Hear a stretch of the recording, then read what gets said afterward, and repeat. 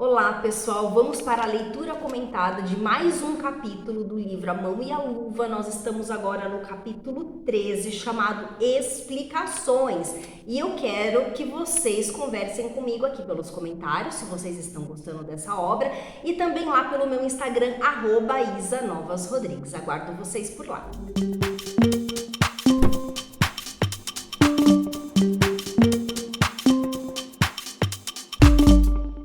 Vamos iniciar a leitura do capítulo. Quais serão essas explicações? Luiz Alves compreendera toda a expressão dos olhos de Guiomar. Era, porém, homem frio, resoluto. Inclinou o busto com toda a graça correta e de bom tom e disse-lhe na voz mais branda que lhe permitia o seu órgão forte e severo: parece-me que fui um pouco audaz, não é? Fui apenas sincero e ainda que a sua delicadeza me condene, estou certo de que há em seu coração misericórdia de sobra.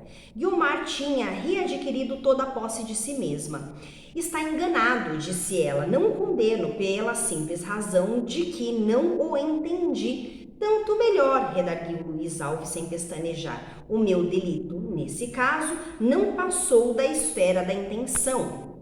Mas referia-se à viagem, me perguntava quando iam. Esta presença de espírito de Luiz Alves ia muito com o gênio de Guiomar. Era um laço de simpatia entre os dois, Luiz Alves e Guiomar, mais um pretendente para Guiomar. A moça respondeu que o comendador viria buscá-las dali a 15 ou 20 dias. 3 meses apenas? Perguntou o advogado. 3 ou 4? 4 meses não é a eternidade, mas, Cantagalo, para uma carioca da gema há de ser um degredo, ou quase, oxalá, continuou Luiz Alves, concluindo mais depressa do que queria, ao ver que Jorge se aproximava da janela. Oxalá não lhe faça esse exílio esquecer o que solenemente lhe digo neste momento, que a senhora tem uma alma grande e nobre e que eu a admiro. Lembrando, do capítulo anterior, o que estava acontecendo aqui. A Guiomar e a baronesa partiriam para uma viagem, ficariam de 3 a 4 meses fora. O Jorge, o amigo do Luiz Alves, apaixonado, aliás, o Jorge, o sobrinho da baronesa, amigo do Luiz Jorge e apaixonado pela Guiomar, tá? Ele não queria que a Guiomar partisse para essa viagem, então ele pediu ajuda do Luiz Alves para tentar ali conversar, para fazer a Guiomar e a baronesa desistirem. Então é sobre isso que eles estão conversando neste momento. Jorge chegara, a conversa tinha de acabar ou tomar diferente rumo, porque, aliás, o Jorge também era um pretendente da Guiomar, As últimas palavras de Luiz Alves eram singularmente dispostas para deixar sulco profundo na memória da moça. Não era uma declaração de amor, nenhuma cortesania de sala, coisas todas que ela ouvira muita vez que podiam lisonjeá-la e de certo a lisonjeavam. Era mais que um cumprimento e não chegava a ser uma declaração. Comoção não havia na voz do advogado, firmeza sim, e um ar de convicção profunda. Guiomar olhou para ele, quase sem dar pela presença de Jorge, mas Luiz Alves voltara-se para o recém-chegado e falava-lhe em tom jovial, bem diferente daquele que empregara pouco antes. Se esse contraste era premeditado, não sei se o era, não podia vir mais de feição o espírito de Guiomar. De tantos homens a moça tratara até ali, era o primeiro que lhe inspirava curiosidade, o Luiz Alves, o primeiro que lhe inspirava curiosidade. E também naquela ocasião, a primeira pessoa que se compadecia dela. Veja o leitor. Curiosidade e gratidão. Veja que se há 2 asas mais próprias para arrojar uma alma no seio de outra alma ou de um abismo, que é às vezes a mesma coisa. Eu disse compadecia e esta só palavra, desacompanhada de outra coisa, pode fazer crer ao leitor que durante aqueles dias em que a perdemos de vista, tornara-se Guiomar uma criatura desditosa. Nada disso, a situação era a mesma, não a mesma anteriormente à carta de Jorge, mas a mesma da noite em que ela recebeu. Situação de certo assaz, sombria e carregada para um coração que receia ser constrangido, mas não desesperada nem angustiada. A baronesa, se soubera dos fatos, ou se pudera ler na alma da moça, seria a primeira a dar-lhe todas as consolações, mas não sabia. Seu desejo, ou antes, o sonho da velhice, como ela dizia num dos anteriores capítulos, era deixar felizes a afilhada e o sobrinho, e entendia que o melhor meio de os deixar felizes era casá-los um com o outro. Aqui o narrador está nos fazendo lembrar dos capítulos anteriores das intenções da baronesa. A baronesa queria a felicidade da afilhada, tá, da Guiomar, e queria também a felicidade do sobrinho, do Jorge. Então, na cabeça da baronesa, nada melhor do que aproximar os dois e casar esses dois. Só que a baronesa não contava com a ideia da Guiomar. A Guiomar não gostava do Jorge, achava ele um chato, pomposo, né? Então, assim, ela não se conectava com o Jorge. Ela estava um pouco mais ligada com o Luiz Alves. Do mesmo jeito que também no início da história, ela não gostou do jeito ultra romântico do Estevão. Então ela já desprezou, né, dois pretendentes. Agora ela está um pouco ali mais interessada pelo Luiz Alves. Vamos ver o que vai acontecer. A notícia que tinha do coração da moça a este respeito era incompleta ou inexata. Pintavam-lhe como frieza o que era repugnância. Senhora Oswald dava-lhe sempre a esperança de êxito feliz e próximo. As cóleras da moça não lhe as contava nunca. Da carta de Jorge não soube, nem da cena havia na alcova. O casamento continuava a aparecer-lhe com todas as probabilidades de uma esperança realizável. Dirá a leitora que o sobrinho não merecia tanto zelo, nem tão pertinaz esperança, e terá razão, mas os olhos da baronesa não são os da leitora. Ela só lhes via o lado bom, que era realmente bom, ainda que de uma bondade relativa, mas não via o lado mal, não via nem podia ver-lhe a frivolidade grave do espírito, nem o gênero de afeto que lhe gerava no coração. Jorge era o seu único parente de sangue, filho de uma irmã que vivera infeliz e mais infelizmente morrera, não repudiada, mas aborrecida do marido, circunstância que lhe tornava caro aquele moço. Mais do que afilhada, não, nem tanto de certo, o coração não chegaria para dividir-se igualmente em tão grandes porções. Queria-lhe, porém, muito quanto bastava para desejá-lo feliz e trabalhar por fazê-lo. Acrescentemos que o destino da irmã sempre lhe estava presente ao espírito e que ela receava igual sorte a Guiomar. Em Jorge parecia-lhe ver todos os dotes necessários para torná-la venturosa. Então, olha só, aqui vem também a explicação. Por que a baronesa gostava tanto do Jorge, né? E queria que o Jorge ficasse com a Guiomar. Ela achava que o Jorge era um bom pretendente, que faria a Guiomar feliz, e também porque o Jorge era filho da irmã da baronesa, e essa irmã tinha sofrido muito, então ela se compadecia e queria ver o sobrinho feliz. Infelizmente, senhora Oswald, sabedora daqueles secretos desejos e mais ou menos confidente dos sentimentos de Jorge, achara azada a ocasião esta para patentear toda a gratidão de que estava possuída e a profunda amizade que a ligava à família da baronesa. Interpôs-se para servir aos outros e mais ainda a si própria.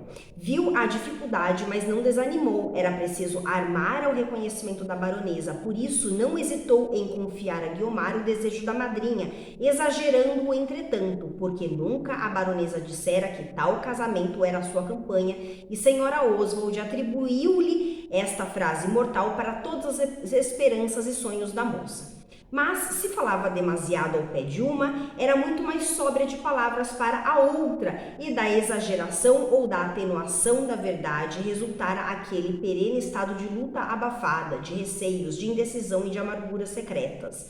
Convém dizer, para dar o último traço ao perfil, que esta senhora Oswald não seguia só a palavra do seu interesse pessoal, mas também o impulso do próprio gênio, amigo de pôr à prova a natural sagacidade de tentar e levar a cabo uma destas operações delicadas e difíceis, de maneira que, se houvesse uma diplomacia doméstica ou se criassem cargos para ela, a senhora Oswald podia contar com um lugar de embaixatriz. Então aqui está falando, né, sobre a artimanha da senhora Oswald, porque é ela que fica levando o recado da baronesa para Guiomar. Vindo agora à narração dos sucessos da história, cumpre que o leitor saiba que a carta do Jorge não teve resposta escrita nem verbal. O Jorge tinha, em capítulos anteriores, se declarado para Guiomar através de uma carta, estão lembrados?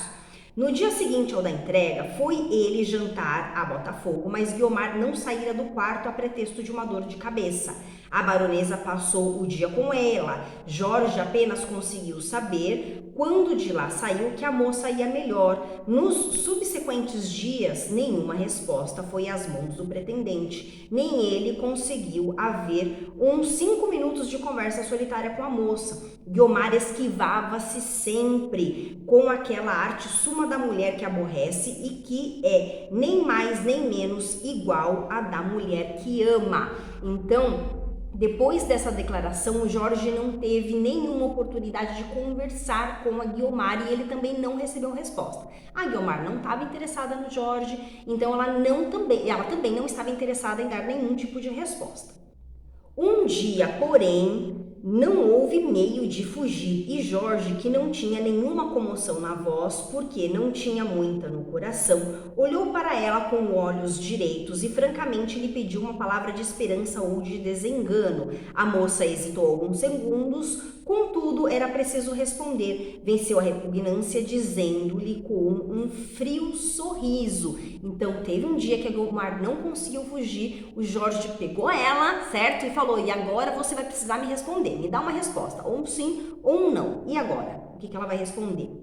Nenhuma, nem outra coisa. Olha, Guiomar. Nem desengano? Perguntou Jorge alvoroçado. Ninguém pode dar nenhuma coisa nem outra, disse ela. Costumamos aceitá-las do nosso destino. Não era responder como vê o leitor. Jorge ia pedir uma decisão mais transparente, mas a moça aproveitara-se da primeira imprecisão e esquivara-se. Quando ele recobrou a voz, não viu mais que a fímbria do vestido que se perdia na volta de uma porta. Então a Guiomar falou, nenhuma coisa nem outra e fugiu. Guiomar encurtou as rédeas, a familiaridade que existia entre ela e Jorge, mas se o travava com mais reserva, não fazia com sequidão nem frieza, nem deixava de ser polida e afável. A dignidade natural que havia em toda a sua pessoa servia-lhe, além disso, como de uma torre de marfim, onde ela se acastelava e mantinha em respeito o pretendente. Dos dois homens que lhe queriam, nenhum lhe falava a alma. Ela sentia que Estevão pertencia à falange dos tíbios, Jorge à tribo dos incapazes, duas classes de homens que não tinham com ela nenhuma afinidade efetiva. Não igualava de certo os dois pretendentes. Um era simplesmente trivial, outro sentimental apenas, mas nenhum deles capaz de criar por si só o seu destino. E os não igualava também, os não via com os mesmos olhos. Jorge causava-lhe tédio. Era um Diógenes de espécie nova através da capa rota de sua importância. Via-se-lhe palpitar a triste vulgaridade. Estevão inspirava-lhe mais algum respeito, era uma alma ardente e frouxa, nascida para desejar, não para vencer. Uma espécie de condor capaz de evitar o sol, mas sem asas para voar até lá. O sentimento de Guiomar em relação a Estevão não podia nunca chegar ao amor, tinha muito de superioridade e perdão. Ela achava o Estevão, na verdade, assim, um coitado, né?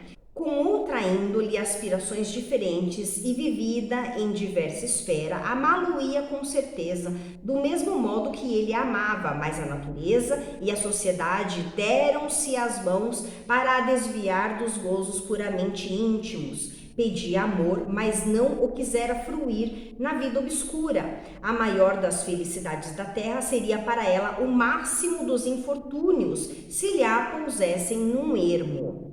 Criança, iam-lhe os olhos com as sedas e as joias das mulheres que via na chácara contígua, ao pobre quintal de sua mãe moça, iam-lhe do mesmo modo com um espetáculo brilhante das grandezas sociais. Ela queria um homem que, ao pé de um coração juvenil e capaz de amar, sentisse dentro de si a força bastante para subi-la aonde a vissem todos os olhos. Voluntariamente, só uma vez aceitara a obscuridade e a mediania, foi quando se pôs a seguir o ofício de ensinar. Mas é preciso dizer que ela contava com a ternura da baronesa.